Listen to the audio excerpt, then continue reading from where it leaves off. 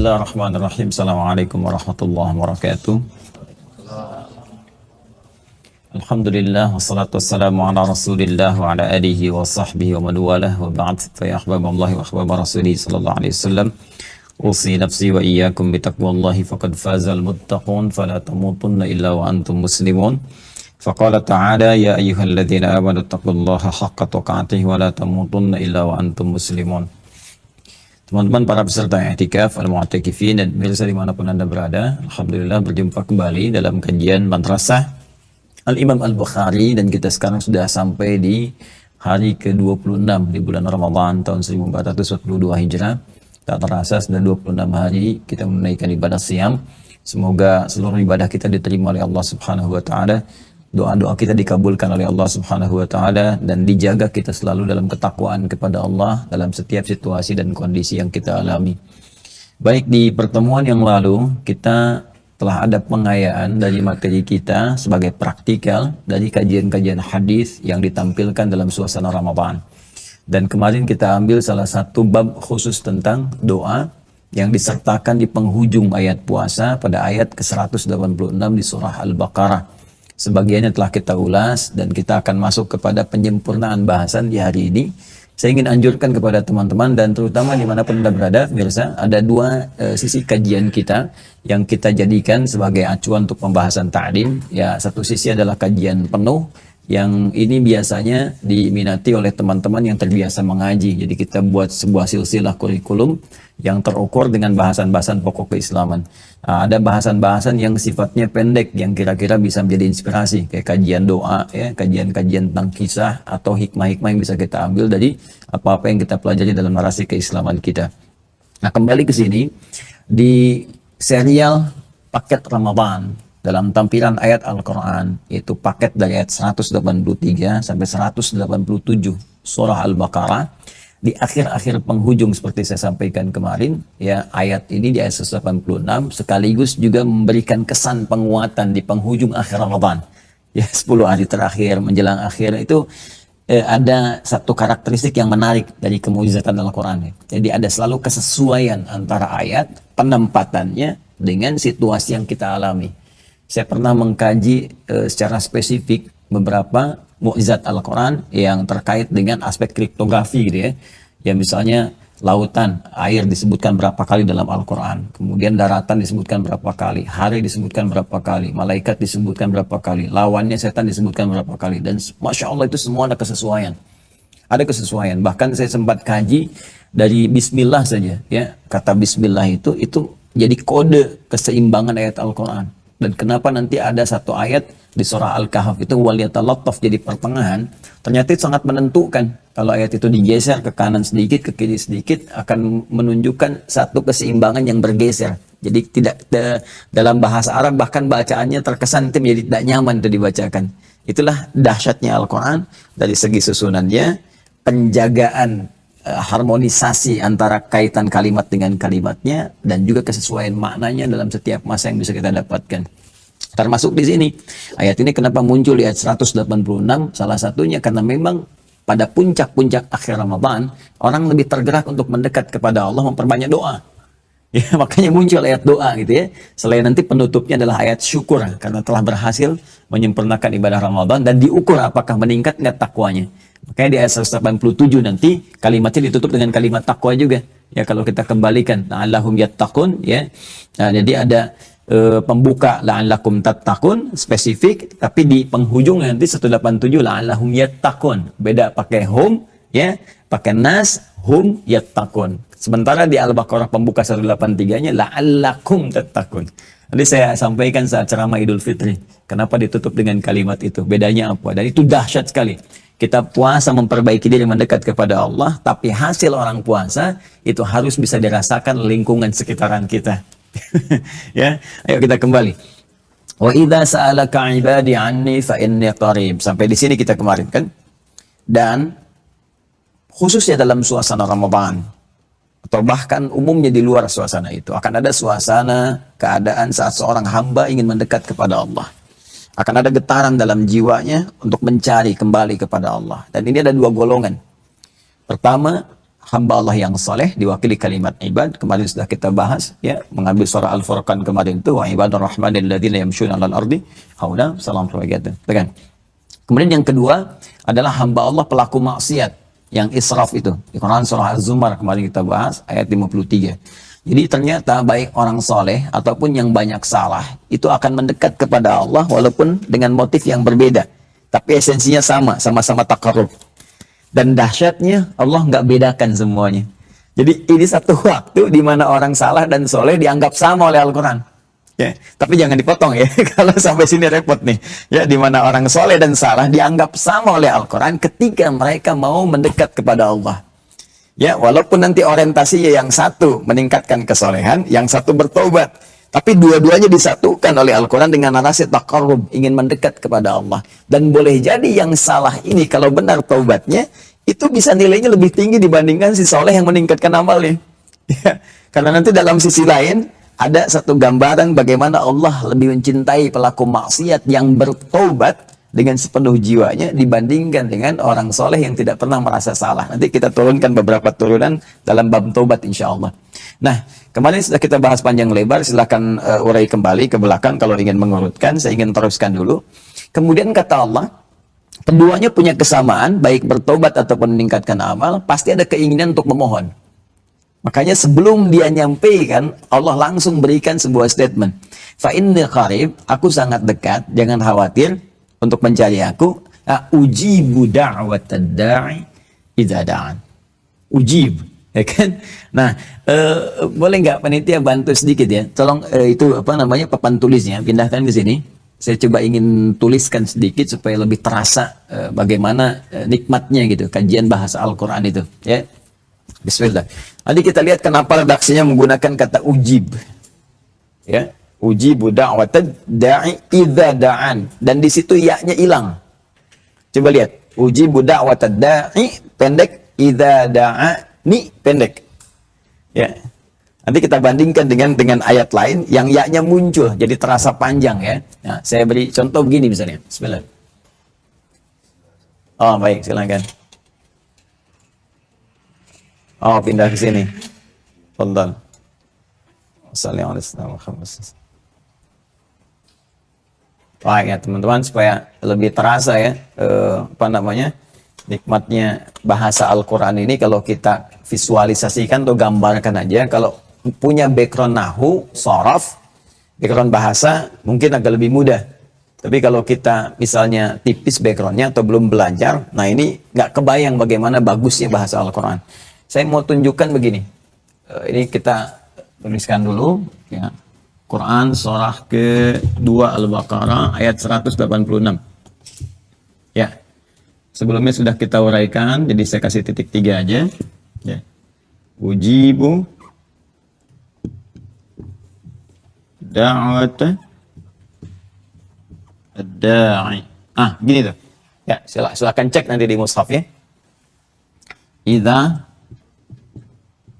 da'a, nih gini, ini bagian ini, ya, baik.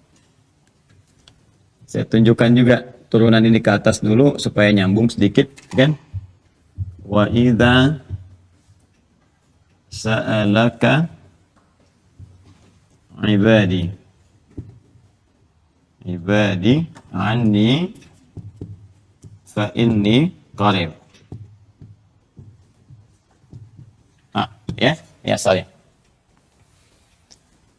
Dan bila hambaku, begini cara menerjemahkannya. Dan, kan? Baik, ini kembali ke suasana Ramadan, ke ayat sebelumnya, atau bisa sifatnya umum. Dan bila dalam suasana Ramadan ini, ya kan ayatnya paket Ramadan, atau dalam situasi yang umum, kan? Ada hamba-hambaku, ada hamba-hambaku, baik dia orang yang soleh, tafsirnya di Al-Furqan, wa ibadur rahman, kan? Ataupun hamba yang banyak salah, tafsirnya di Az-Zumar ayat ke-53, ya, qul ya ibadiyalladzina asrafu, ini sa'alaka, meminta petunjuk kepada Muhammad SAW, bertanya kepadamu, kan? Anni, untuk mendekat kepadaku. Ya, bertanya tentang aku maksudnya mendekat kepada Allah. Cara bertakarrub kepada Allah. Ini yang saya sebut tadi kesamaan esensi, kesamaan tujuan. Ya, walaupun di sini ibad yang soleh ingin meningkatkan amalnya, yang salah ingin taubat, tapi punya kesamaan. Ani sama-sama ingin bertakarrub kepada Allah. Jelas ya? Ingin mendekat kepada Allah. Fa inni qarib, maka cepat, fa. Ya, itu fa huruf cepat, kemarin saya sudah tafsirkan. Maka cepatlah sampaikan kepada mereka ini, ibad ini sungguh, pakai taukid, sungguh tanamkan pada jiwa mereka. Jangan pernah ragu, jangan goyah. Qarib, aku itu begitu dekat. Memberi harapan yang dalam, seakan-akan Allah samakan. Baik bagi orang soleh, pun demikian orang salah. Aku nggak bedakan kedekatanku. Sepanjang mereka mau mendekat kepada aku, ya aku akan lebih cepat merespon dari apa yang mereka bayangkan. Ya, mereka merangkak, aku berjalan, kan? Mereka berjalan, aku berlari, dalam hadis qudsi demikian, kan? Untuk menunjukkan betapa cepatnya Allah merespon kedekatan seorang hamba yang ingin kemudian membangun kedekatan dengan Allah. Nah, motif orang yang mendekat, hamba yang mendekat kepada Allah, itu sudah pasti punya permintaan. Pasti punya permintaan. Bahkan kita pun lewat sholat minta, kan? Makanya sholat itu secara bahasa disebut doa. As-sholatu hiya doa. Doa yang membangun kedekatan kepada Allah. Dan semua doa itu isinya minta. Makanya sebelum kita menyampaikan hajat kita kepada Allah, keinginan kita dijawab terlebih dahulu sebelum kita sampaikan. Untuk menunjukkan bahwa Allah Maha Tahu sampai ke dalam jiwa kita apa yang ingin kita ungkapkan, bahkan apa yang ingin kita rasakan, yang ingin kita inginkan. Ya, ingin kita lakukan. Jadi, poinnya. Kata Allah, sebelum kita tanyakan, ujibu, dijawab duluan. Ya. Seakan mengesankan begini, ya Allah, kalau yang soleh mungkin biasa, yang salah kan mungkin bertanya, kalau saya taubat ini, diterima nggak? Saya berdoa dikabul nggak, gitu kan? Itu sebelum menyampaikan itu diberikan harapan kedua yang dalam. Sudah dikatakan saya dekat, yang kedua dijawab duluan untuk memberikan motivasi supaya semangat mendekatnya. Ujib, saya pasti akan jawab. Akan jawab. Da'wat da'i, setiap permohonan yang menyeru kepadaku. Kan? Idza da'ani, apabila mereka mau menyeru, bermohon, bermunajat kepada Allah Subhanahu wa taala. Saya ingin turunkan dulu teman-teman sekalian, ini dulu yang saya bahas. Nanti saya baru sidik balik lagi. Saya perhatikan baik-baik. Ujibu da'watad da'i, pendek. Idza da'ani, pendek. Ini asalnya, kalimat ini nih, kalau kita kembali ke ragam bahasa standar, ya, tanpa keindahan balaghah, sastra yang tinggi, karena Al-Quran itu tinggi sekali nilainya, ya, punya nilai sastra yang sangat luar biasa karena firman Allah, maka menggunakan tingkat tertingginya. Kalau yang standar kalimatnya begini, ada gini, ada ya-nya, ya kan? Kemudian ini pun asalnya begini, da'ani, ini yang standar. Tuh. Ya, ada ya-nya. Yo, coba kita lihat keadaan berdoa secara standar. Buka Quran surah ke-40 ayat 60, kita bandingkan. Ya. Quran surah ke-60 namanya Ghafir. Ya, ke-40, Quran surah 40. Ya, Ghafir atau surah Al-Mu'min namanya. Ya, ayat 60. Wa qala rabbukum ud'uni astajib lakum. Wa qala, oke, lihat ya. Wa qala rabbukum ud'uni, ya-nya muncul. Tuh di akhir. Ada nggak? Ya? Ada kan ya? Wa qala rabbukum ud'uni, nih ya-nya muncul. Di sini pendek, idza da'ani. Ya? Innal ladzina yastakbiruna an ibadati, kan? Sayadkhuluna jahannama dakhirin. Ya, ya ada di sini kan? Nah, apa yang mau saya sampaikan? Perhatikan gini. Jadi ada keseimbangan dalam kebahasaan secara teoritis. Jika ada kalimat yang disampaikan, keduanya atau salah satunya jika diperbandingkan memiliki perbedaan banyak dan berkurangnya huruf pada kalimat itu, maka itu akan mengesankan makna yang berbeda di antara keduanya. Kaidah bahasa Arabnya ziyadatul mabna tadullu ala ziyadatul ma'na. Semakin panjang diucapkan kalimatnya, ini menunjukkan makna yang luas, umum, prosesnya panjang, dan boleh jadi suasananya kompleks. Jelas. Semakin pendek diucapkan, ini menunjuk sesuatu berlangsung dengan cepat, ya kan? Kemudian juga mudah dan waktunya cukup singkat. Pernah dengar doa istiftah? Istiftah. Iftitah pernah dengar? Ya kan? Nah, sebetulnya dua-duanya sama. Istiftah dengan iftitah. Doa pembuka sebelum Fatihah. Setelah takbir Allahu Akbar, kan? Nah, saya katakan gini, iftitah dengan istiftah, panjang yang mana? Yang pertama atau yang kedua? Kedua kan? Pakai is kan? Istiftah. Karena katanya ada 7, yang pertama cuma 6. Iftitah, kedua istiftah. Kenapa yang pertama disebut iftitah, kedua istiftah? Karena ternyata doa pembuka sebelum Al-Fatihah itu setidaknya ada 9 doa. Dari yang pendek sampai yang paling panjang. Tergantung suasana sholat kita sedang apa. Kalau sedang normal, sendirian, sholat malam, silahkan baca yang paling panjang.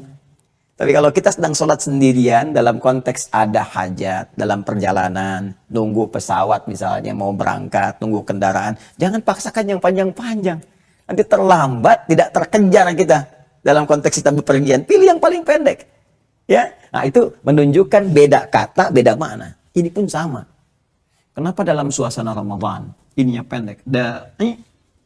Da'ani akan memberi kesan kepada kita bahwa orang-orang yang berdoa saat Ramadan itu ingin cepat dikabulkan oleh Allah Subhanahu wa taala.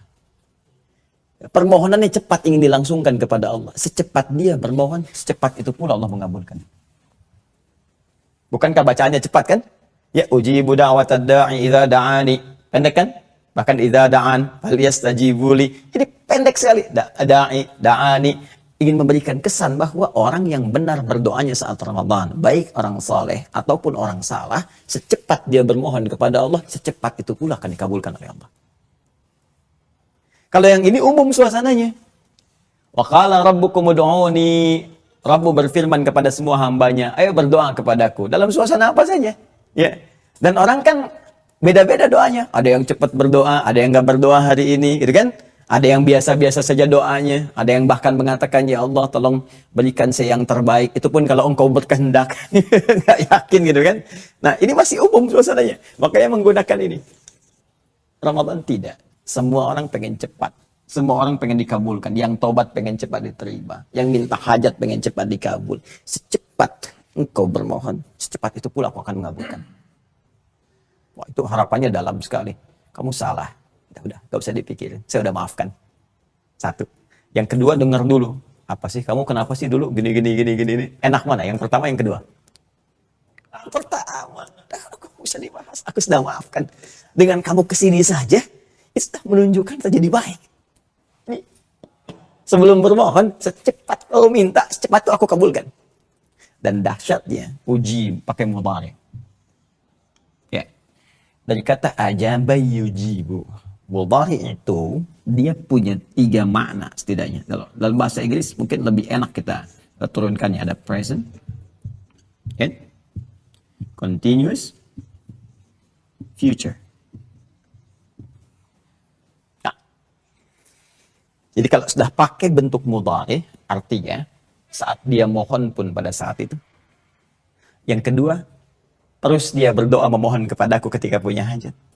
Atau future, kapanpun dia butuh dan dia minta, aku kabulkan. Selalu, always, tidak pernah never.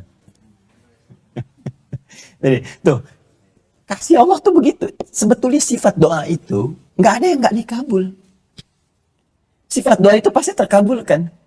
Kapanpun Anda minta, baik itu sekarang, ya, kalau kita minta saat Ramadan nih, ya Allah seakan ingin mengatakan, hambaku, kapan aja kau minta, mau Ramadan sekarang hari ke-26, besok hari ke-27, atau pasca Ramadan kau minta, sifat aku dalam mengabulkan doa itu akan selalu menjawab. Ya, jadi nggak ada doa yang nggak dijawab. Tidak ada. Tinggal pertanyaan kita begini, ya Allah, aku sudah sampaikan, kenapa belum dijawab? Lihat? Nah, balik ke ayat ini.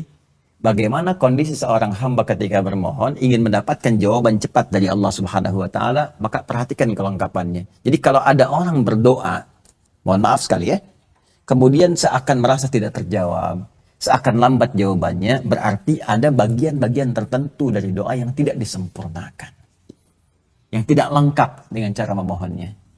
Apa itu? Teruskan ayatnya. Dan ini kunci pentingnya bagaimana rahasia doa dalam Al-Quran jika ingin cepat dikabulkan. فَلْيَسْتَجِيبُوا لِي وَلْيُؤْمِنُوا بِي لَعَلَّهُمْ يَرْشُدُونَ. Ini bagian akhirnya. Ya. فَلْيَسْتَجِيبُوا لِي, pakai fa. Ya. فَلْيَسْتَجِيبُوا لِي. Ini. وَلْيُؤْمِنُوا بِي فَلْيَسْتَجِيبُوا لِي وَلْيُؤْمِنُوا بِي. Ini dulu sampai sini. Baru yang terakhir, la'allahum yarshudun. Oke. Bayan, jadi saya kembalikan ke awal, sifat doa kapanpun dimohonkan, khususnya Ramadan, seharusnya terkabul. Ya kan? Sepanjang itu terkait dengan kebutuhan maslahat kehidupan hamba. Sebelum saya masuk ke sini, saya jelaskan dulu cara Allah mengabulkan doa. Nanti ada 3 jenis pengabulan doa dari Allah Subhanahu wa Ta'ala. 3 jenis. Jadi kalau doa kita dikabulkan oleh Allah, itu bentuknya satu di antara 3. Satu, Allah langsung mengabulkan apa yang kita mohonkan sesuai dengan aspek kebutuhan kita. Langsung, seketika. Ya, doa dikabul. Dikabul sesuai dengan permintaan. Ya, tidak harus ke Afghanistan sampai dikabul. Gitu ya. Kita minta di sini, benar mintanya dikabulkan. Ini banyak contohnya di Al-Quran. Dan tidak harus seorang Nabi, seorang Rasul. Cukup kita menjadi hamba yang benar berdoa, dikabulkan. Ya, di Quran tuh cepat sekali. Kalau Nabi, Rasul paling indah. Nanti kalau mau ditiru, ada di Quran surah ke-21, Al-Anbiya, ayat 83-90. Itu kasus sakit, kasus sedang disakiti orang, ya kasus dijahatin orang, kasus pengen punya keturunan, termasuk juga kasus untuk dijaga oleh Allah. Itu jawabannya semua cepat, dijawab. Dan ujung ayatnya mengatakan, siapa yang meniru cara berdoa ini, aku akan kabulkan. Oke? Di Quran surah 21 ayat 83-90. Ini langsung seketika. Ya, kalau kita minta, ya Allah, tolong luluskan aku besok ujian, kan? Terus nanti kita berikhtiar seperti ini, terus tiba-tiba diberikan jawaban yang terbaik. Yang kedua,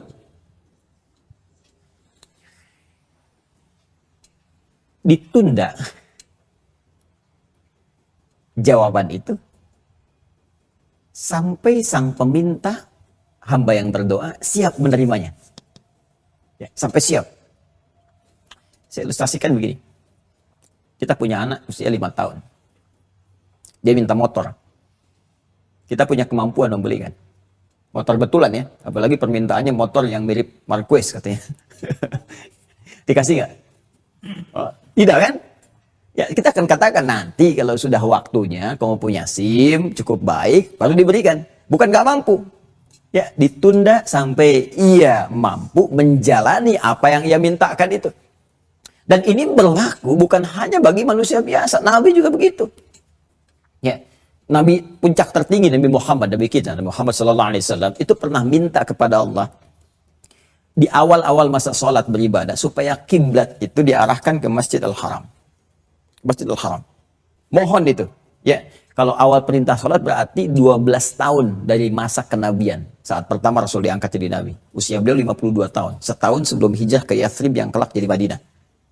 Itu minta. Tapi kapan dikabulkannya? Tidak saat itu. Ya, setahun kemudian masih di Mekah, belum dikabulkan. Hijrah kemudian ke Madinah. Tahun kedua hijrah baru turun ayat Al-Baqarah, Quran surah kedua, ayat 144. Ya. Jadi kurang lebih 3 tahun baru dikabulkan. Turun ayat, qad nara taqalluba wajhika fis sama, falanuwalliyannaka qiblatan tardaha. Itu dahsyat ayatnya. Kata Allah, hei Muhammad SAW, aku perhatikan terus bahwa engkau seringkali menengadah ke langit, memohon kepada aku supaya kiblat itu dialihkan. Aku perhatikan terus. Jadi jangan dikira kita berdoa itu kan diperhatikan. Kita berdoa sekarang belum dijawab sampai besok, jangan dikira dijawabkan. Nanti ada hikmah. Ya, ada hikmah nanti. Apakah hikmahnya terus menanti kita untuk meningkatkan ibadah sehingga pahala banyak? Bukan jawaban doanya yang penting. Kamu ini kurang ibadah. Kalau belum dikabulkan sekarang, besok kan meningkat jadi puasa. Besok meningkat jadi tahajud. Besok meningkat jadi sedekah. Selama ini kamu kan nggak pernah kerjakan itu. Jadi pancing untuk keluar dulu itu. Baru setelah itu tiba-tiba datang jawaban. Nabi Muhammad juga demikian. Kamu ini jangan dikabulkan dulu sekarang. Karena nanti ketika sampai ke Madinah, banyak orang Yahudi di sana. Ya, mereka sangat menghargai Palestina, menghargai Baitul Maqdis dan sebagainya. Masuk Islam ke sana sehingga terbangun harmonisasi, toleransi. Ya, sampai nanti ada kisah tertentu mereka meledek, umat Islam gak punya kiblat nih, kiblatnya ngikut-ngikut kita dan sebagainya. Barulah turun ayat ini untuk menunjukkan kepada mereka kesamaan antara risalah Nabi Ibrahim, ya, yang nanti banyak di Baitul Maqdis, ya, di Masjid Al-Aqsa, dengan risalah Nabi Muhammad SAW yang mengembalikan kepada kiblat pertama di Makkah Al-Mukarramah. Itu hikmahnya. Jadi Allah kadang-kadang menunda sampai kita siap menerimanya. Cuma terkadang saat diberikan kita nggak sadar bahwa itu permintaan dulu kita. Pernah nggak? Ya, kita minta di masa lalu terus terjawab kan? Di kapanpun itu gitu. Itu kita kadang nggak sadar bahwa itu tuh usaha kita dulu. Ya. Dan dahsyatnya ketika diberikan lupa dengan Allah. Ya. Nah, itu yang paling dahsyat tuh di situ. Ya, jadi ini fikih doa tuh itu dikabul saat siap. Yang ketiga, nah ini yang paling dahsyat, yang paling harus kita pahami. Allah mengabulkan doa kita dengan cara mengganti apa yang kita inginkan dengan apa yang kita butuhkan. Ya. Allah mengabulkan doa kita dengan cara mengganti apa yang kita inginkan dengan apa yang kita butuhkan. Wah, ini dahsyat. Ada anak sakit, berobat dengan ibunya ke dokter. Kata dokter, jangan dulu makan jeruk ya. Nanti agak repot kesehatannya. Kalau mau apel saja. Pulang anaknya minta jeruk ke ibunya. Mama pengen jeruk. Gak usah jeruk. Nah, apel saja. Gak mau jeruk. Apel saja. Gak mau jeruk tuh. Ya. Nah, ini jeruk rasa apel. Ini apel rasa jeruk. Dia dikasihkan misalnya. Baik. Jadi, kenapa orang tua memberikan apel? Bukan gak ingin memberikan jeruk. Tapi ada kondisi yang paling bagus. Kadang-kadang, ini sering kita alami. Ya, dulu saya sejak Darul Arqam nih, Fahad tahu ini. Ya, saya pertama belajar kurikulum Madinah. Ya, sejak kelas 2 di level aliyah, saya sudah belajar di kurikulum Madinah, ikut daurah. Dari dia di Jogja, di Monjali pada waktu itu. Di kurikulum pelajaran di Jamiah Islamiyah itu. Nah, itu menjadikan saya punya ketertarikan. Pengen ke Madinah. Ya, begitu selesai, diurus semua rekomendasi, segalanya. Bahkan secara ikhtiar, ini sudah cukup lah. Ya, lebih dari cukup. Atau apa yang terjadi? Saya menginginkan sesuatu, Allah menginginkan sesuatu yang lain. Tiba-tiba kemudian bom Bali duar meledak, tutup semua kuota beasiswa. Harap-harap ke Madinah, tapi nyangkut di Madinah Ciputat. Ciputat dulu. Tapi tahukah Anda apa yang terjadi? Dari situ ternyata Allahu Akbar, dari situ Allah antarkan saya ke Madzhab Maliki Tripoli, ke Madzhab Syafi'i ke Mesir. Kemudian setelah itu ke Mekah, lihat Ummul Qura, lihat kemudian ke Madinahnya, lihat kemudian ke Uni Emirat, lihat kemudian ke Tunisia, ke Qatar. Ternyata saya berharap satu bagian, Allah katakan tidak, risalah kamu bukan yang itu. Kamu harus belajar menambah wawasan lebih luas sehingga bisa merasakan keilmuan dengan lebih lengkap. Itu yang dahsyat. Ya. Dan ini yang penting kadang-kadang di kita, ya Allah, anak saya pengen ke ITB tapi kok masuknya ke UI, ya kan? Ya Allah pengen ke UI, tiba-tiba ke Unpad. Ya Allah pengen ke Unpad, tiba-tiba ke IAIN. Ya kan? Nah, ini Allah memberikan apa yang kita butuhkan, bukan apa yang kita inginkan. Jelas? Nah, untuk mendapatkan 3 jawaban ini, jangan dikira semua yang berdoa langsung dapat. Tidak. Sekalipun ayatnya menyindir kita. Harusnya setiap doa itu dikabul dengan 3 cara ini. Ya. Yang terakhir itu ada penguat di Quran surah kedua ayat 216. Jadi kalau kita sedang berdoa tiba-tiba dapatnya yang lain, nah coba lihat nanti untuk menguatkan jiwa kita di ayat 216 surah Al-Baqarah. Ya, kutiba alaikumul qitalu wa huwa kurhul lakum. Diwajibkan bagi kalian untuk berperang. Ini konteks berperangnya ini luas, ya. Ada kaitan dengan berperang memerangi perasaan kita, jiwa kita. Ya, kalau sedang galau, gelisah, kok jadi begini, nah itu lawan oleh kita. Ya, dari mana dapat penafsiran seperti ini? Teruskan ayatnya. Asa an takrahu syai'an fahuwa khairul lakum. Boleh jadi apa yang kamu tidak suka itu ada kebaikan besar untuk kamu. Wa asa an tuhibbu syai'an wa huwa syarrul lakum. Dan boleh jadi apa yang kamu dambakan itu pengennya ke sini. Mungkin ada yang nggak cocok buat kamu. Ada yang nggak bagus gitu untuk masa depan kamu. Apa pasalnya? Wallahu ya'lamu wa antum la ta'lamun. Ya'lam fil mudhari, karena Allah tahu masa depan. Kamu tidak. Kamu cuma di sini aja berpikirnya sekarang. Kalau kamu masuk ke sini, kamu kan pengen begini, nanti ke depan nggak cocok itu. Arahnya akan begini. Yang cocok buat kamu ini nih. Karena kamu kebutuhan masa depannya seperti ini. Nah, terlepas dari pengabulan langsung yang pertama, ditunda sampai kita mampu, yang kedua, atau dijawab dengan mengganti apa yang kita butuhkan dari apa yang kita inginkan, itu pasti dikabulkan. Dengan syarat, falyastajibu li. Pertama, penuhi juga hak Allah yang meminta kepada kita dengan cepat. Falyastajibu, maka cepatlah. Fa-nya cepat ya. Kalau di Quran Anda temukan, baca ayat, atau bahkan di hadis, ada fa di depannya. Ini menunjukkan itu sifatnya segera. Harus dilakukan. Ya, ya Muhammad, ta'al. Ya, Tuhan Muhammad datang sini. Sebentar. Ya, falyati, pakai fa. Falyati, cepat ke sini. Ya, falyati, pakai fa, cepat ke sini. Ya. Nah, kata Allah, kalau engkau ingin cepat, kan ini minta nih. Cepat minta kan? Tadi masih ingat? Yang dibuang, cepat mintanya, pengen cepat dijawabnya, maka cepat pula. Cepat pula, yastajibu, respon, jawab. Li, seruan-seruanku. Seruan Allah. Ya. Maka jawab aku. Kau minta kepadaku pengen dijawab. Permintaanku kepadamu nggak pernah dijawab. Nggak berimbang namanya. Ya, hak kewajibannya tidak terpenuhi seimbang di sini.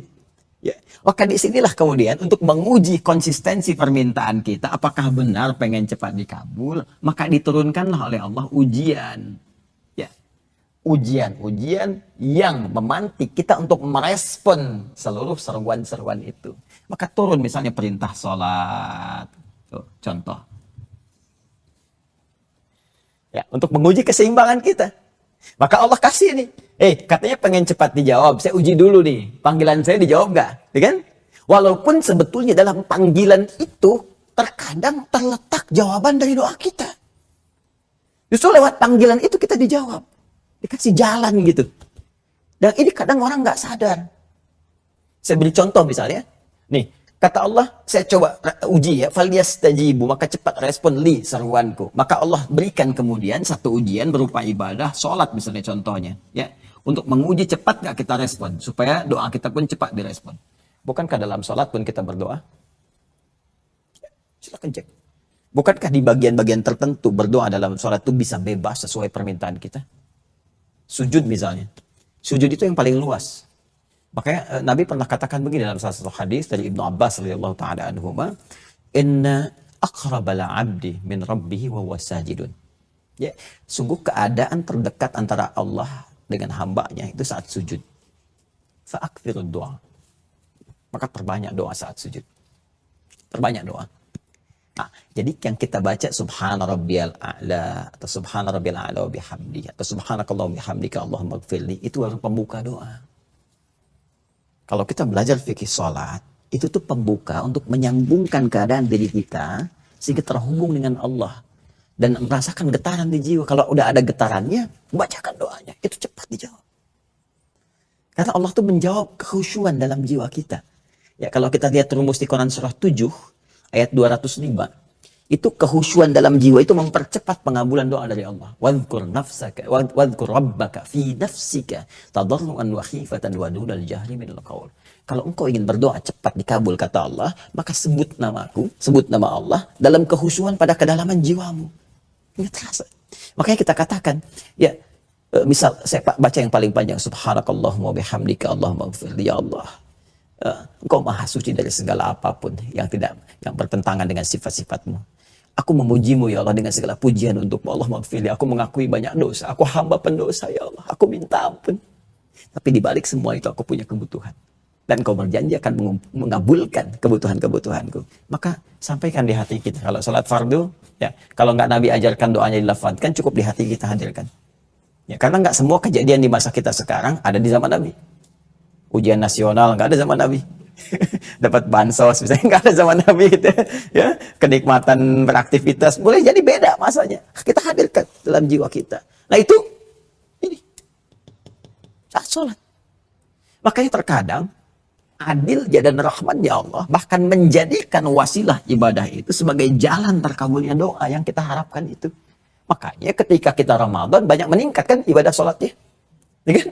Sholat malam lagi, dipacu lagi. Quran banyak meningkat kan? Ya, orang kadang rumusnya begini. Orang tuh kalau ibadah, saya sangat sayang sekali. Rumus Quran itu kalau sudah ibadah, berdoa. Nah kadang nggak dimanfaatkan. Pahamnya hanya di sholat saja. Sebagian, nggak semua. Ya, padahal setelah baca Quran kan ibadah kan?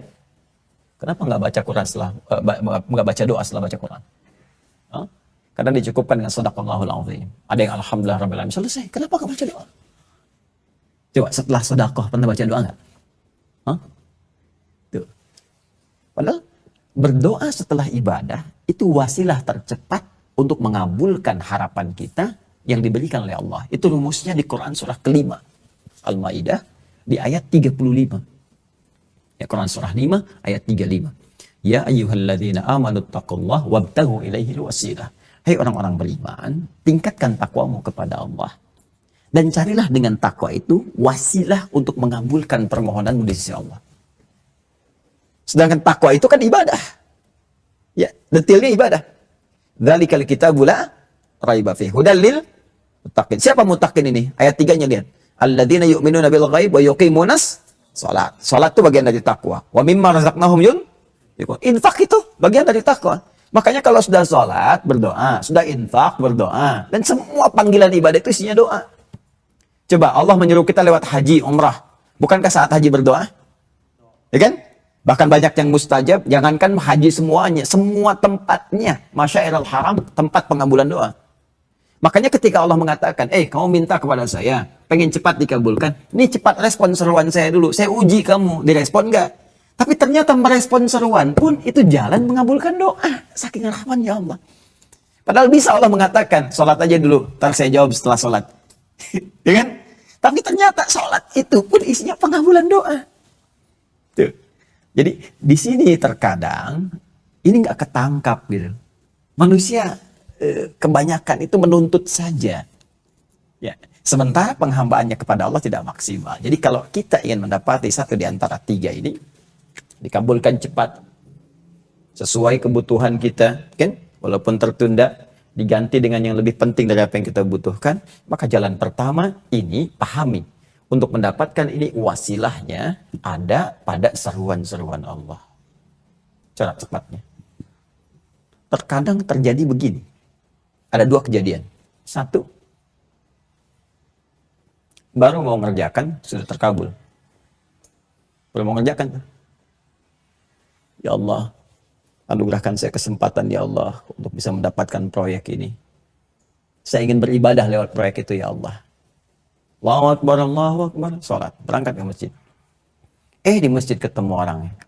Pak, yang kemarin proyeknya sudah diterima Pak, siap-siap besok ya. Datang. Sholatnya belum. Baru datang. Pernah nggak mengalami sesuatu kita itu ya? Ya belum kita apa-apa keseruan itu belum ada, baru-baru siap akan merespon saja sudah ada. Ada yang paling dahsyat, yang paling dahsyat itu Allahu Akbar. Belum minta sudah dijawab. Belum minta, ya baru terpikir. Jadi kebutuhan, tapi belum dimintakan, belum dilafadzkan, terjawab. Saya ambil contoh, yang bukan nabi, yang bukan rasul, supaya kita nggak ngeles. Itu kan nabi, itu kan rasul ya. Baik. Saya tanya, di Quran itu ada sosok-sosok yang bukan nabi dan rasul. Siapa di antaranya? Ya, saya ambil perempuan lah supaya orang nggak menyoal. Itu kan laki-laki semua deh. Maryam misalnya. Maryam kan bukan nabi, bukan rasul kan? Ya, masya Allah perempuan luar biasa, suci. Ya, Bunda Maria itu luar biasa. Bahkan ada suratnya. Ya, nanti saya berikan satu gambaran rahasia di tafsir di kesempatan lain. Kenapa Nabi Muhammad disebutkan 5 kali? 4 kali Muhammad, 1 Ahmad. Sedangkan Nabi Isa 25 kali. Ya kan? Maryam disebutkan. Suratnya bahkan, surat Maryam 19. Tapi kita nggak temukan surah Sayyidah Khadijah. Surah Sayyidah Aisyah dan sebagainya. Itu ada hikmah. Ya, dan itu tanabbu, berita besar yang disampaikan dari dulu ke masa-masa yang akan datang. Karena boleh jadi terjadi begini, bagaimana Islam menghadirkan satu harmoni dan toleransi dalam kehidupan. Dan menggambarkan suasana itu dalam nilai-nilai kebenaran. Nah, Maryam ini anaknya Imran dan Hannah. Ya, dan Imran Hannah ini diabadikan dalam surah Ali Imran, ya, surah ketiga. Maryam ini, Imran ini bukan nabi, bukan rasul. Ingat, Imran bukan nabi, bukan rasul, tapi manusia biasa. Hanya punya harapan keduanya agar dari keturunan keduanya itu terlahir orang soleh. Ya, dan berharap-harap menjadi nabi kemudian hari. Karena ada berita di masa itu, ya, dari turunan sebelumnya yang disampaikan termasuk oleh Nabi Zakaria, termasuk keluarganya Imran, Nabi Zakaria itu. Akan lahir seorang nabi di masa itu, ya, seorang rasul, orangnya sangat baik, ya, humanis, dan punya nilai sosial yang tinggi. Maka diharapkan dari Hannah yang sedang mengandung itu terlahir bayi tadi, berharap laki-laki. Ya, karena nabi laki-laki, tidak ada yang perempuan, dengan hikmah tertentu. Apa yang terjadi? Maka berharap, bermohon, bernazarlah Hannah di sini supaya bayinya lahir laki-laki. Diabadikan di Quran surah 3 ayat 35. Ya. إذ قالت امرأة عمران ربي إني نذرت لك ما في بطني محررا فتقبل مني. Ya. Maka beliau bermohon, ya Allah, aku bernazar bayi yang dikandungku ini aku akan jadikan, abdikan dia khusus untuk berkhidmat kepadamu saja. Ya, kalau kita dijadiin ulama aja satu gitu kan. Nah, jadi untuk ahli ibadah khusus, yang lain bolehlah ahli matematika, fisika. Yang ini saya pengen jadi ahli Quran. Nah, gitu kurang lebih bahasanya. Fataqabbal minni, mohon terima ya Allah. Ya innaka antas sami'ud du'a, engkau pasti mendengar doa hamba. Ini kalau berdoa selalu begitu ya. Di Allah itu maha tersentuh. Ya, jadi kalau kita bawa dengan kalimat yang menyentuh cepat dikabulkan. Kau pasti mengabulkan doaku ya Allah. Kalau yang maha mendengar saya tidak mengabulkan, lantas kepada siapa lagi aku mesti memohon? Turun kemudian. Falamma wada'atha, terus jawaban, maka tatkala lahiran, qalat rabbi inni wada'tuha unta. Yang lahir itu perempuan. Ya, pengen laki-laki, lahir apa? Perempuan. Nah, ini hikmahnya nih. Nanti ada hak prerogatif Allah dalam keturunan. Ya, berharap-harap laki-laki, keluar perempuan. Harap-harap perempuan, keluar laki-laki. Harap cepat jadi lambat. Harap lambat jadi cepat. Kemarin ada pengurus masjid, ya, di USK istrinya Pak. USK laki-laki, keluar perempuan. USK laki-laki, keluar perempuan. Ya, nanti saya bahas sisi lain lah. Banyak ini aspek yang bisa kita uraikan kalau jadi kajian 10 menit, 15 menit, apa topik tematik gitu, cepat itu, ya. Nah, lahir perempuan. Kalau sabi ini wadah tua unta, ya Allah, kau yang lahir perempuan, saya pengennya laki-laki gitu kan. Wallahu a'lamu bima wada'at wa laysa dzakaru kal unta. Hei Hannah, Allah lebih tahu hikmah di balik anak yang dilahirkan untuk kemaslahatan keluargamu. Dan yang lebih besar, dan jangan salah, perempuan pun punya keistimewaan yang tidak sama dimiliki oleh laki-laki. Nah, ini ayat ini menunjukkan emansipasi wanita. Dan itu turun jauh-jauh hari, ya, 15 abad yang lalu. Nah, yang paling menarik setelah itu, apa yang terjadi? Wa inni sammaituha Maryam, maka diberi nama Maryam. Wa inni u'idzuha bika wa dzurriyyataha minasyaitonir rajim, maka dilindungkanlah kepada Allah Subhanahu wa taala. Puncaknya dari Maryam ini, saya belum akan masuk kepada Isa. Maryam dirawat, dididik. Nah, ini dia. Karena memohon dekat dengan Allah supaya jadi anak soleh, ya, supaya ada kebaikan-kebaikan, maka diikhtiarkan, direspon seruan Allah. Jadi doa itu nggak dicukupkan dengan permintaan, mesti ada ikhtiar. Ikhtiarnya itu harus nafas dengan cita-cita kita dan respon. Nah, yang Allah perintahkan kepada kita. Contoh, saya ingin anak saya bisa jadi ahli Quran. Maka ikhtiarnya apa? Ikhtiarnya penuhi seruan Allah untuk mengondisikan jadi ahli Quran. Dekatkan dengan ahli Quran, belajar ke tempat Quran dan sebagainya. Supaya dapat itu. Maka Maryam pun ketika ingin dekat dengan Allah, didekatkan dengan Nabi Zakaria, dibikinkan mihrab, berikhtiar di situ. Apa yang terjadi setelah itu? Lihat ayat 37-nya. Fataqabbalaha rabbuha biqabulin hasanin wa ambataha nabatan hasana wa kaffalaha Zakaria. Kullama dakhala 'alaiha Zakaria al-mihrab wajada 'indaha rizqa. Ini yang saya maksudkan. Berdoa, ya Allah, jadikanlah saya anak yang soleh, dekat dengan Allah, jadi hamba yang baik, ya, mendekat, takwanya tinggi. Kemudian diikhtiarkan, kata Allah, hey, kalau kamu begitu, jadikan orang soleh mendampinginya. Tempatkan di lingkungan yang baik. Berikan harta yang halal supaya dikonsumsi oleh dia. Dipenuhi ini semua. Nabi Zakaria mengasuhnya bukan cuma pintar tapi saleh. Tempatkan di mihrab, di lingkungan yang bagus. Kalau kita sekolah-sekolah yang benar, ya, yang bagus, yang mendekatkan diri kepada Allah. Katanya anaknya pengen rajin sholat, pengen bagus Qurannya, tapi Anda tempatkan di sekolah yang tidak mengajarkan sholat. Yang tidak mengajarkan Quran, gimana bisa terwujud? Kemudian setelah itu, topang dengan rezeki yang halal, dengan yang baik-baik dan sebagainya. Maka diterima oleh Allah. Kata Allah, saya terima ikhtiar kamu ini. Kalau sudah Allah terima, kata Allah, biarkan saya yang merawat dia seterusnya. Dan ini lafadznya umum, artinya berlaku kepada kita siapapun. Karena konteksnya bukan Nabi, bukan Rasul. Jadi kalau kita benar menyiapkan anak-anak itu, kita hanya diperintahkan beri ikhtiar begini, selanjutnya Allah yang perhatikan. Dan ketika Allah perhatikan apa yang terjadi, kullama dakhala 'alaiha Zakaria al-mihraba wajada 'indaha rizqa. Setiap Nabi Zakaria pamannya mengantarkan kebutuhan Maryam, sudah ada kebutuhannya di situ. Ya, sebelum diminta kan tidak ada. Sebelum diantarkan sudah wujud di situ. Ya, bawa makanan tidak ada. Musim anggur ada anggur wajar, gak musim anggur ada anggur. Dan kalimatnya kullama, setiap kali. Nabi Zakaria itu kan nabi, jadi tahu pasti Allah yang kasih gitu kan. Pasti Allah yang berikan. Tapi ini setiap waktu ada gitu kan.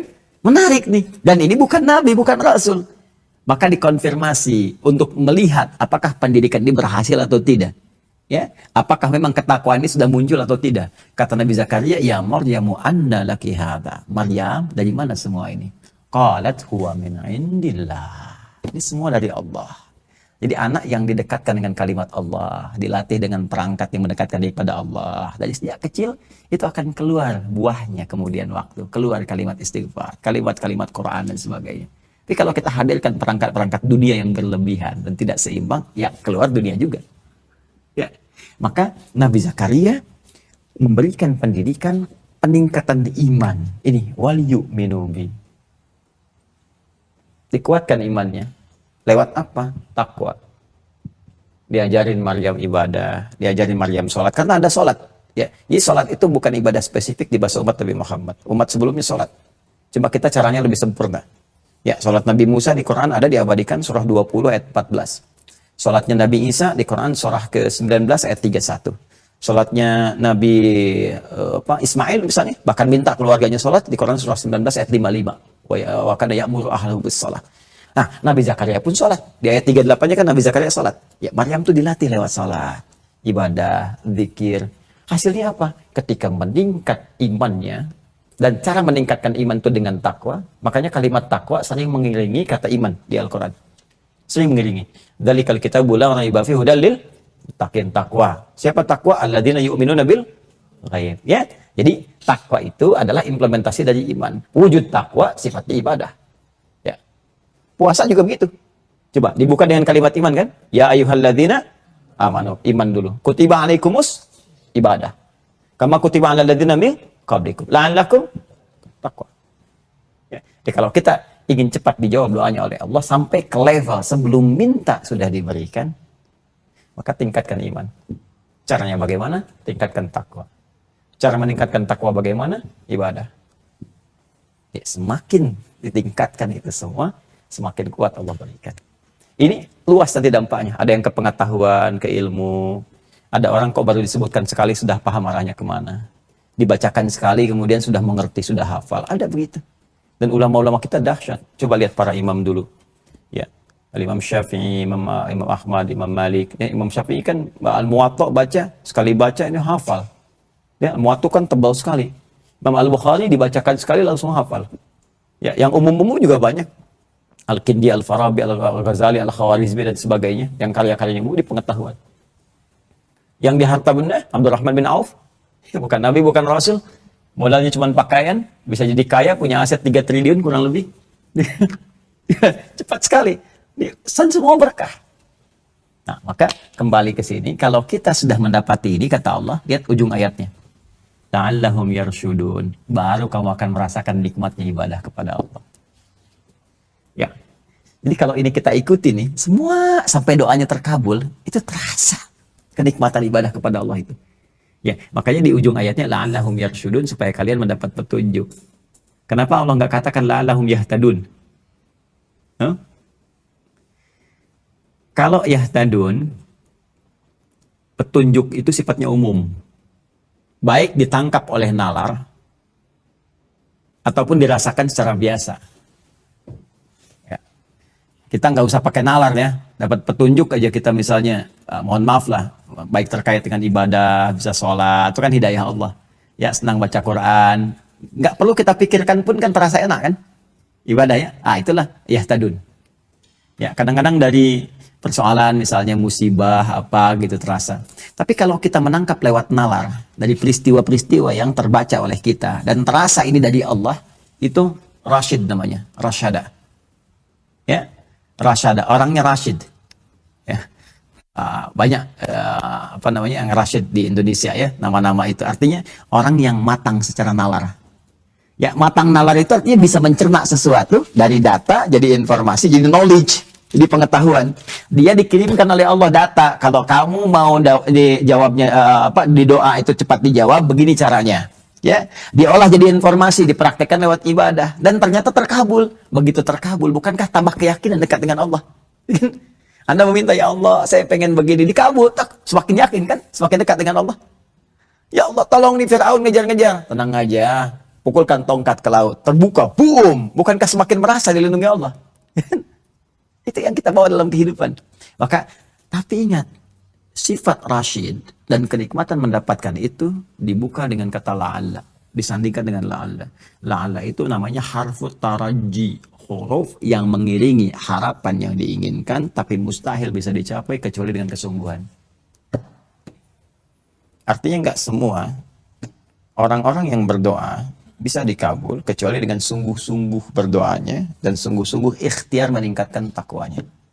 Dan tidak semua yang mendapat pengabulan doa itu bisa membuat dirinya lebih dekat dengan Allah, kecuali yang sungguh-sungguh memahami bahwa pengabulan ini bersumber dari Allah. Apa Anda kira semua berdoa kemudian setelah dikabulkan menjadi dekat dengan Allah? Belum tentu. Belum tentu sadar itu. Ya Allah minta begini, ya Allah minta saya mobil, dikasih motor dulu. Setelah itu naik mobil, padahal mobil itu jawaban dia dulu gitu. Tapi nggak semua orang ketika dibeli mobil itu sadar bahwa itu tuh pemberian Allah. Ya, sehingga menjadikan dia ketika sadar meningkat ibadahnya kepada Allah. Kan harusnya begitu. Ya, dampaknya. Begitu dikabulkan, tahu ini dari Allah, meningkat 2 kali lipat ibadahnya. Tapi bahkan ada yang terjadi ketika dikasih meninggalkan Allah. Nah, itu poinnya. Jadi, ini saya mau ringkas dengan cepat. Ringkasannya adalah Ramadan adalah momentum untuk meningkatkan doa kepada Allah. Minta apa saja.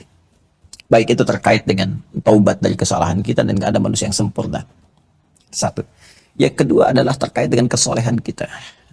Minta akhirat yang banyak. Kalau dunia itu ditinggalkan juga gitu. Ya, tinggalkan juga. Minta akhirat yang banyak. Ya, dunia pun minta untuk jadi bekal akhirat. Saya bisa ibadah. Boleh, silahkan. Seimbangkan, maksimalkan. Kemudian, ikhtiarkan permohonan itu dengan meningkatkan ibadah. Mumpung Ramadan nih. Ya, pahalanya banyak dan jaminan Allah juga ada. Setelah itu isi dengan yakin. Keimanan kepada Allah. Allah pasti kabulkan. Allah pasti menepati janjinya. Allah pasti kuatkan saya. Nanti lihat setelah itu apa yang terjadi. Ya, lihat perjalanannya sampai kita menemukan jawaban itu. Sekalipun sebagian dari doa kita itu pasti akan ada yang terkumpul saat kita kembali kepada Allah. Kalau minta surga kan nggak mungkin dikasih dunia kan? Minta surga nggak mungkin dikasih di dunia, pasti kembali pada Allah kan?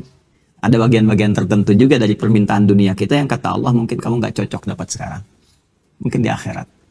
Kalau ini kamu dapati, kamu akan lalai dari ibadah kepadaku, maka dikasihlah kemudian nanti di akhirat. Ada yang demikian. Ya, ada kaitan dengan jodoh, ya. Tapi harus ikhtiar, jangan disimpulkan. Saya nyari nggak dapat mungkin bidadari di akhirat. Ikhtiar dulu minimal sampai kiamat kurang 2 hari lah.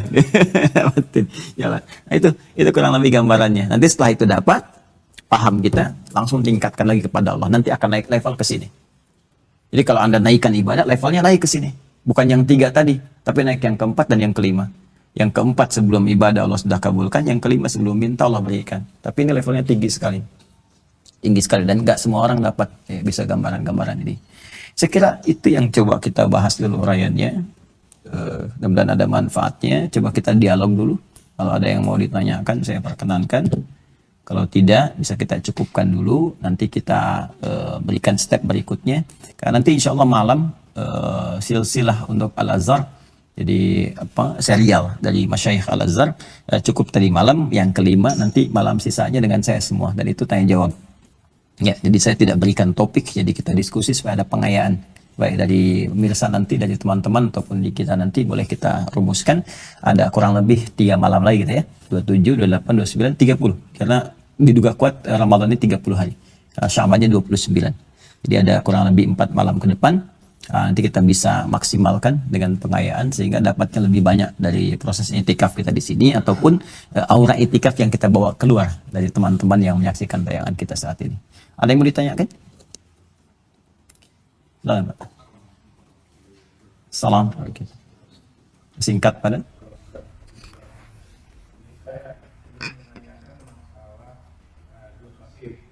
Syirik. An-Nisa ayat 48. Ada 2, An-Nisa ayat 48 dengan 116. Ya. Dengan surat Al-Jumar tadi, surat 39 ayat 53. Itu bagaimana memahami? Korelasinya. Yang satu ditolak, tidak bisa dimaafkan, yang satu tidak. Ini problemnya terkait dengan terjemahan. Kalau kita baca ayatnya, nggak ada problem di situ. Coba lihat ayatnya. Innallaha la yaghfiru ayyushraka bihi wa yaghfiru ma duna dzalika liman yasha. Saya turunkan dulu. Nanti Bapak bandingkan dulu ya, kalimat ini dengan Al-Baqarah ayat 120. Ya. Jadi dosa ini kayak gini nih, kalau udah banyak susah dihapus. Ya. Saya gambarkan di sini nih. Nih, saya strukturkan dulu ya supaya sistematis ya. Quran surah keempat ya.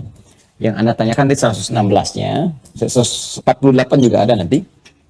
Ya, kemudian bandingkan dulu dari redaksinya ya, dari diksinya kalimatnya dengan Quran surah kedua ayat 120. Nanti baru kita detilkan ini dengan Quran surah ke-39 ayat 53. Demikian. Baik. Pertama, mari kita lihat dari segi redaksionalnya. Innallaha la yaghfiru ayyushraka bihi. La. Innallaha la yaghfiru ayyushraka bihi. Sampai sini dulu. Wa yaghfiru ma duna dzalika liman yasha. Inna pakai taukid dan nasb. Kan? Innallaha, cara mengartikannya, tanamkan pada jiwamu yang paling dalam. Kuatkan. Jangan goyah. Yakinkan. Ya. Sungguh Allah itu, la, kalau kita baca terjemahan jadi problem. Tidak mengampuni. Ya. Ayyushraka bihi, dosa syirik yang dilakukan oleh seorang hamba kepadanya. Kalau kita bandingkan di Quran itu, teman-teman sekalian, adalah lan. Itu berbeda. Contoh kita ambil misalnya Al-Baqarah ayat 120, paling kanan sebelah atas di mushaf standar. Walan taradha ankal yahudu wala an-nasara. Cuman kata dibacanya langsung walan nasara seakan-akan sama, padahal yang satu pakai lan, yang kedua pakai la. Ya. Walan taradha, ya kan? Ankal yahudu wala an-nasara. La. Hatta tattabi'u millatahum. Ya. Walan tarda, lan. Lan itu kalau di ilmu nahwu harfu nafyin wa istiqbalin. Huruf penafian tuntas sifatnya sampai kapanpun. Ya, never. Kalau di bahasa Inggris itu never. Gak akan bisa, gak akan pernah. Dia pasti sifatnya. Tapi kalau ini lah, masih ada kemungkinan. Ya, lah, itu masih ada kemungkinan. Lihat ya, masih ada kemungkinannya. Masih ada. Kalau kita kembali ke Al-Baqarah 120, kata Allah gini, walan tarda ankal yahudu walan nasara hatta tattabi'a millatahum. Orang-orang Yahudi itu, ini dalam konteks kehidupan ya, dan Allah yang menginformasikan, dan ini ilmiah sifatnya. Orang-orang Yahudi itu nggak akan pernah senang.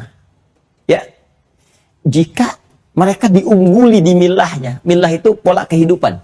Ya, jangan diartikan agama juga ya. Karena agama itu spesifik din, kalau milah itu lebih kepada pola kehidupan, aktivitas kehidupannya. Ya, sisi politiknya, sisi ekonominya. Nah, itu milah namanya. Ini orang Yahudi itu punya karakter, nggak akan pernah pengen diungguli dalam kehidupannya, dalam sistem politik, dalam sistem ekonomi, dalam sistem bisnis, pengen unggul terus, pengen di atas. Ya. Dan kalian pun akan dipaksa tunduk ke situ, benar nggak? Sampai kapanpun. Itu sejarah dari dulu disampaikan 15 abad yang lalu sampai sekarang kita rasakan. Ya. Akan membuat mereka satu sistem, satu apapun yang menempatkan mereka selalu di atas dan nggak mau diungguli siapapun. Ya. Sehingga sulit untuk bekerja sama.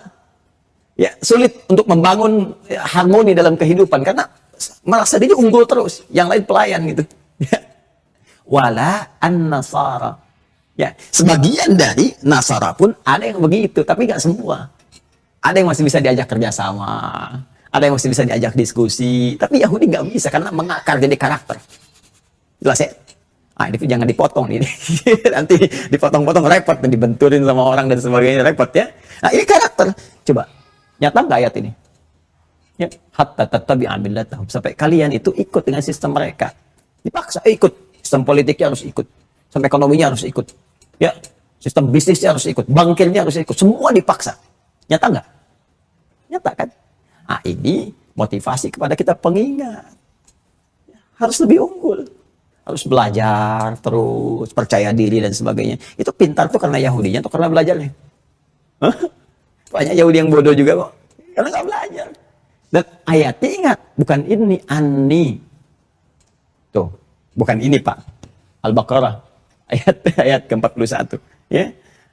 Al-Baqarah ayat ke-40 dulu. Ayat ke-40, ya Bani Israel adhkuru ni'mati allati an'amtu 'alaikum wa aufu ya bi ahdi ufi bi ahdikum wa iyaya farhabun. Di ayat 47-nya wa anni faddaltukum 'alal alamin. Anni bukan ini. Kalau ini terus-terusan sampai kapanpun. Kalau anni dulu pernah diberikan keutamaan. Makannya enak, minumnya enak, manda wasalwa, teknologinya bagus, tapi itu dulu.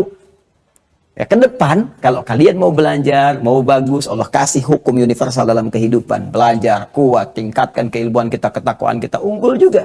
Buktinya masa-masa Al-Quran diturunkan, mereka belajar semua, sahabat belajar, muncul peradaban. Jelas kan? Nanti lain waktu kita bahaslah ke materi peradaban. Tapi saya mau katakan adalah beda. Nah, dosa syirik, kenapa menggunakan la, tidak lan? Karena saat dia berdosa, dia masih hidup, Pak. Berarti ada peluang taubat. Kalau Allah katakan langsung syirik, lan. Berarti ketika dia syirik, sudah selesai. Nggak peduli mau dia taubat kah, mau dia haji kah, mau dia umroh kah, mau dia sholat, nggak akan diterima. Tapi kalau nyawanya belum sampai ke kerongkongan, Allah masih kasih peluang. Fir'aun tuh bukan syirik lagi, ngaku Tuhan. Ana rabbukumul a'la, saya Tuhan kalian yang paling gede katanya. Fir'aun itu masih dikirim oleh Allah, Musa dan Harun supaya taubat. Kan? Kenapa? Karena pakai la. Sepanjang nyawa belum sampai ke kerongkongan, keadilan Allah dan rahmat Allah menjadikan hamba punya peluang untuk bertobat. Tapi kalau kemudian sampai ujung kehidupannya nggak mau tobat juga, maka ini yang dimaksudkan konteks akhiratnya. Nggak akan pernah ada ampunan kepadanya. Walaupun pelaku ini dalam hidupnya mungkin sholat, ya, sholat, tapi datang misalnya ke dukun, ya, tertentu, memuja-muja apa dan sebagainya, yang di situ nyata perbuatan syiriknya dan disadari bahwa itu syirik, bukan karena ketidaktahuan, ya, disadari bahwa itu perbuatan syirik. Nah, ini dosanya sisi Allah. Kalau dia nggak tobat, maka selesai. Nggak peduli dia sholat, nggak peduli dia puasa dan sebagainya. Ya, jelas ya Pak ya? Nah, ini gambarannya. Nah, Bapak tahu Umar kan? Umar bin Khattab? Nah, itu sebelum jadi sahabat Nabi, jualan Tuhan. Jualan Tuhan. Ini profesinya kan jualan. Jualan Lata, jualan Uzza, jualan Manat. Satu kali, itu setelah masuk Islam, dia pernah ketawa sendiri dan sedih sendiri, tangis sendiri. Ya, saya mau bicara tentang ketawanya dulu. Kenapa kata ya Khalifah Anda ketawa sendiri begini? Saya tuh di masa jahiliyah, saya jualan Tuhan. Tuhannya terbuat dari roti. Jadi dulu tuh ada yang dari kayu, dari batu, dari roti. Jualan tuh Tuhan, Lata, Manat, Uzza. Tengah-tengah nggak ada yang beli, capek, saya lapar. Maka saya simpan Tuhan di depan. Saya katakan, ya Tuhan, dia lapar. Ya maafin saya lapar banget. Pinjem dulu tanganmu sebentar. Ya. Ntar saya ganti. Dia makan. Sampai habis lah itu Tuhan nih. Jadi kepalanya habis, badannya habis, dia habis. Jadi saya ingat itu. Saya ketawa. Bukankah itu perbuatan syirik? Ya kan? Tetapi dalam jahiliyahnya, ketika masuk Islam, hasuna Islamu, baik keislamannya, taubat dengan baik, mendekat kepada Allah, tunaikan kebaikan. Apa yang terjadi? Bukan hanya diterima, tapi lewat lisan Nabi termasuk yang masuk surga tanpa hisab. Itulah la. Nah, kalau kita nggak baca ini ilmunya, bahaya. Syirik nih. Udah, mati aja. Allah juga nggak terima. Ini bahaya nih. Ya, bahaya nih. Itu juga kalau Al-Baqarah 120 nggak dibaca dengan benar, tuh bahaya. Jadi musuhan nanti. Perang terus. Ya, dan Nasrani, perang ini nih. Nggak ridho di sama Islam nih. Padahal nggak begitu. Banyak ayat tentang kasih sayang. Ayat tentang, hubungan sosial. Ya, ayat tentang sinergi dalam kehidupan dunia. Banyak sekali. Gitu. Jadi ini penting saya kira mengaji dengan cara yang benar. Saya kira gitu ya. La-nya terbatas kepada aspek waktu untuk mengampuni sepanjang dia masih hidup dan taubat. Jelas ya? Ada yang lain? Terakhir ya, singkat padatnya.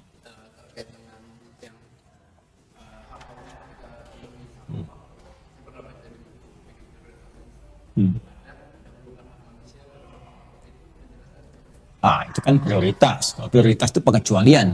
Ada dua kondisi yang mepet sifatnya di situ. Ya, jadi itu hak Allah juga yang diperintahkan oleh Allah. Cara bacanya begitu. Jangan salah ya. Gini, saya ingin kasih gambaran sederhana kepada Anda gini. Ikhlas itu apa?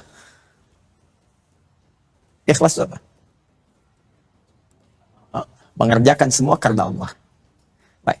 Kalau saya sholat, kerjakan karena Allah. Baik ya? Saya infak, kerjakan karena Allah. Sekarang kalau saya sholat dan infak, saya kerjakan untuk mendapat surga. Ikhlas nggak? Ikhlas nggak? Ikhlas. Kenapa? Karena Allah yang nyuruh. Ya, ikhlas itu kan karena Allah. Setiap perintah Allah saya kerjakan. Sekarang Allah nyuruh saya. Allah perintahkan saya. Kamu kerjakan ini, saya siapkan surga.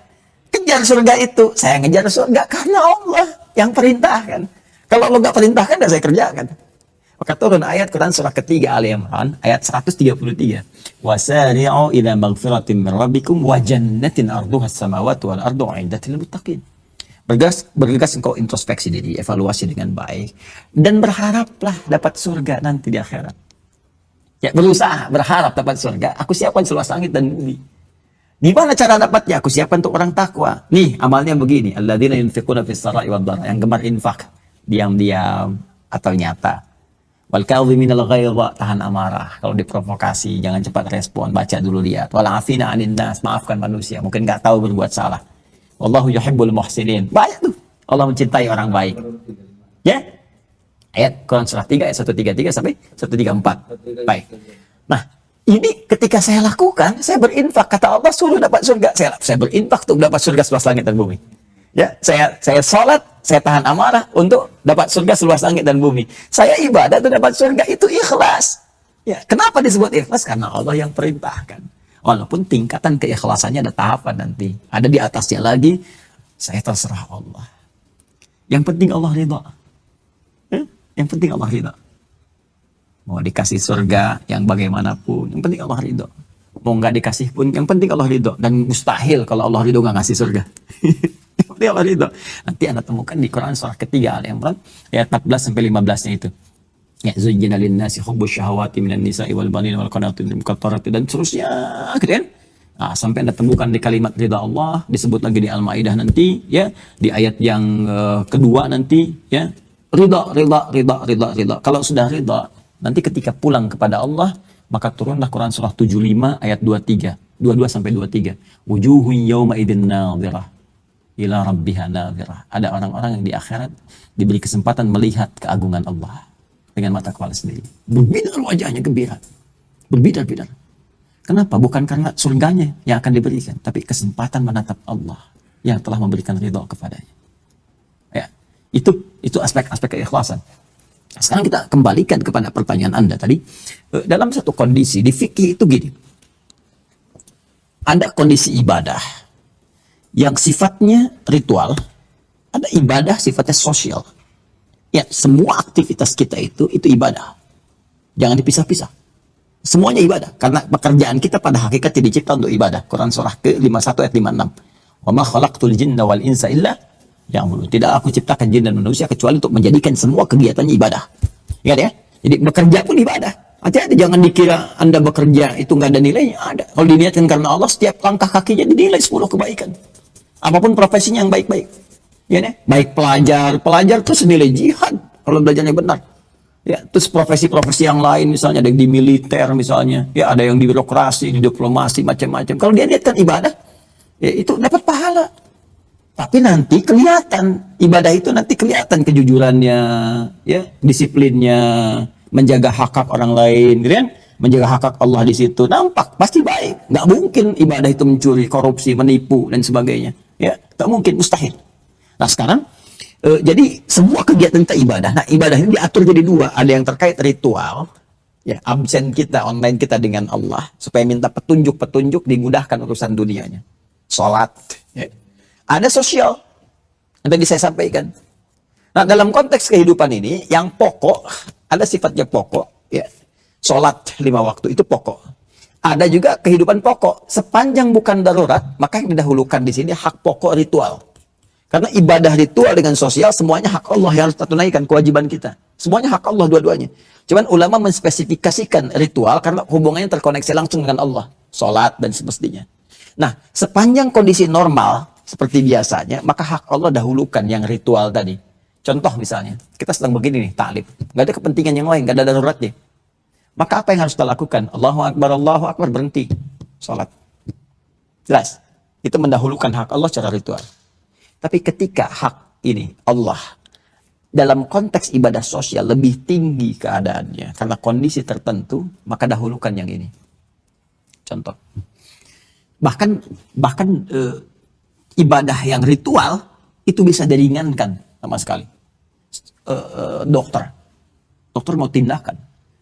Ada pasien yang sangat luar biasa, misalkan tindakan, dan dia tindakannya ini akan dari zuhur sampai menjelang maghrib, ya sampai ke maghrib. Maka apa yang harus Anda lakukan? Anda jamak, ya, asapnya tarik ke zuhur. Bayangkan, tarik ke zuhur supaya Anda bisa nyaman melakukan operasi dalam ibadah sosial tadi. Itu punya pahala. Dan salah kalau kemudian lagi operasi baru dibuka jantung dilihat adzan asar, Allahu Akbar. Sebentar ya, panggilan Allah tiba, meninggal lah satu ini. Ada dosa di situ. Ya. Kita mau salat, Allahu Akbar, komat bahkan ada kecelakaan di depan, pasiennya butuh pertolongan, tinggalkan yang ini. Ya, ini yang darurat di situ. Maka ini yang disebut dengan maqasid syariah. Dahulukan dalam fikih aulawiyah. Ya, tujuan agama itu datang untuk melindungi hak-hak kehidupan kita. Di antara hak kehidupan itu ada 5 nanti. Ya, satu hifdzun nafsi, menjaga jiwa. Jaga jiwa. Jiwa itu yang pertama. Kalau jiwa nggak ada, ibadah bagaimana? Ya, kita jangan pikirkan ibadah kita saja. Nanti ada kesolehan individual, ada kesolehan sosial. Ketika kesalahan sosial berada di atas kesalahan individual, dahulukan yang sosial. Awas, hati-hati. Allahu Akbar, adzan zuhur nih, kecelakaan depan, nyawa taruhannya. Itu dulu selamatkan. Karena kalau kita kemudian dahulukan ini nggak selamat misalnya, walaupun ajal Allah sudah atur, ini kan ikhtiar, dia nggak bisa ibadah nanti.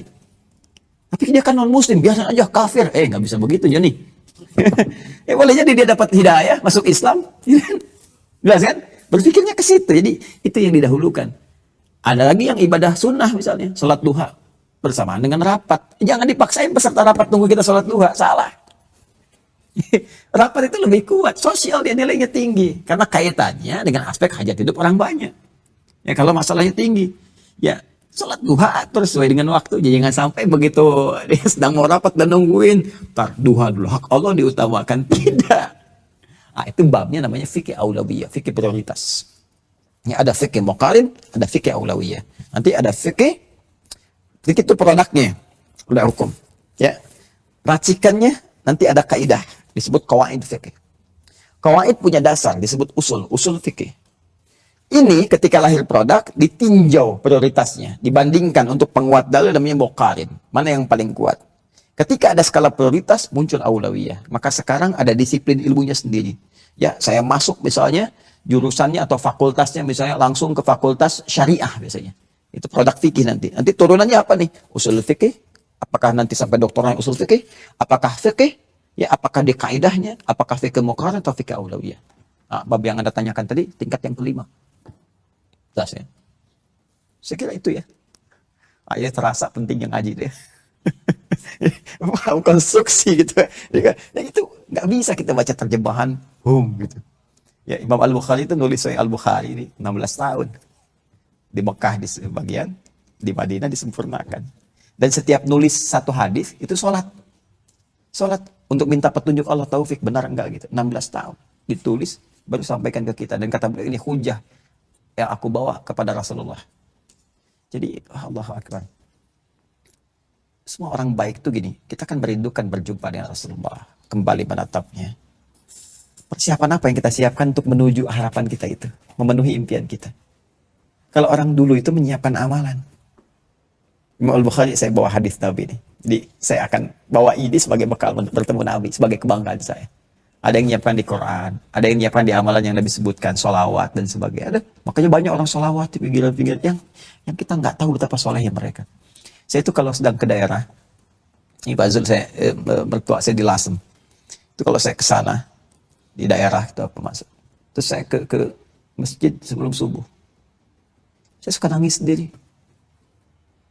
Karena berlinang air mata kita, nyudut satu pojok ya. Dengar syair bahasa Arab yang mereka pun mungkin nggak paham. Ya, kadang-kadang sila bunwa silatul ilahi lasulil firdausi ahla wala aku ala naril jahimi, gitu kan?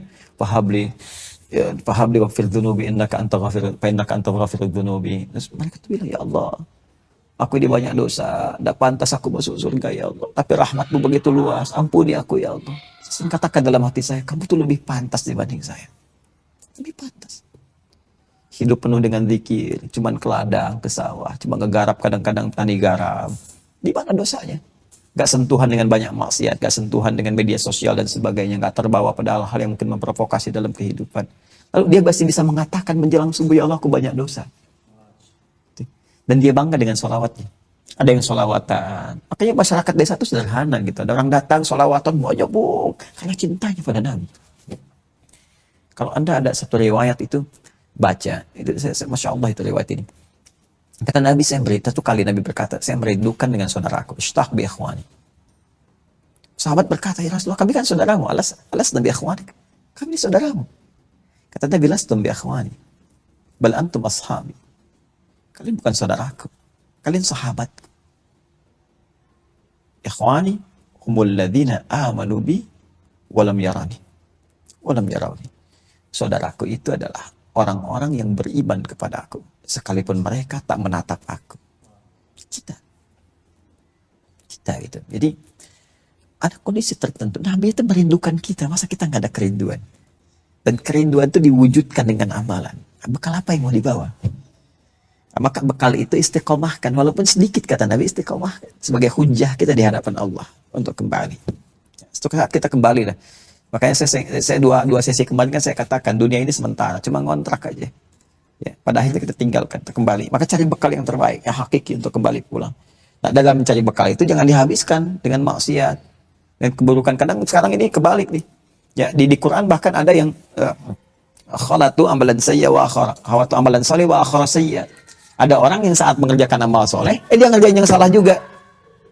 Ngaji, tapi saat yang bersamaan senang berselisih dengan orang. Ya kan? Senang ribut, itu kan ngurangin pahala juga. Ya, Imam Al-Bukhari 16 tahun nulis hadis. Ini ada orang 16 hari baca terjemahan bisa bikin fatwa. Itu ya. Saya kira itu ya. Untuk hari ini semoga Allah muliakan kita, semoga Allah rahmati kita, sayangi kita, dan jaga kita dalam kebaikan sampai kita wafat dalam keadaan husnul khatimah insyaallah. Allahumma taqabbal minna innaka antas samiul alim wa tub alaina innaka antat tawwabur rahim. Rabbana atina fid dunya hasanah وفي الآخرة حسنة وقنا عذاب النار بفضلك سبحان ربك رب العزة عما يصفون وسلام على المرسلين وآخر دعوانا سبحانك اللهم وبحمدك نشهد أن لا إله إلا أنت نستغفرك ونتوب إليك الحمد لله رب العالمين. السلام عليكم ورحمة الله وبركاته.